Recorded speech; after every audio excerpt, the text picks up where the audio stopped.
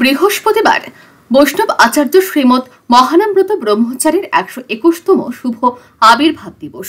এই উপলক্ষে এদিন শীত বস্ত্র বিতরণের আয়োজন করে রাজধানী বনমালীপুর স্থিত শ্রী শ্রী মহানাম অঙ্গন কর্তৃপক্ষ। এই অনুষ্ঠানে উপস্থিত ছিলেন মুখ্যমন্ত্রী প্রফেসর ডক্টর মানিক সাহা।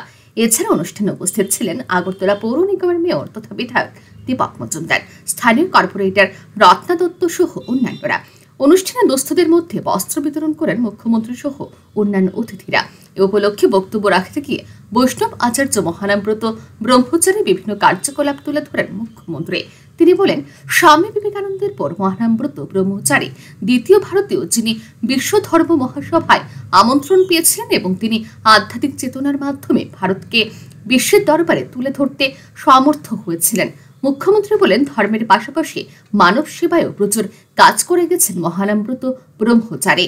মুখ্যমন্ত্রী বলেন, ধর্ম এবং কাজই আমাদের পরিচয়ের অন্যতম মাধ্যম। ধর্মের কাজই হলো সকলের মধ্যে ঐক্য স্থাপন করে সমাজ থেকে অসামাজিক কাজ দূরীভূত করা, সমাজ পরিবর্তনে ভূমিকা গ্রহণ করা। ধর্মের যে সেবামূলক কাজ সত্যিই একটা সবসময় একটা দৃষ্টান্ত সমাজের মধ্যে ওনারা স্থাপন করেন। এবং আমরা সবাই জানি যে ধর্মের কথা যদি আমরা বলি, ধর্ম কাজের মাধ্যমে আমাদের পরিচয়।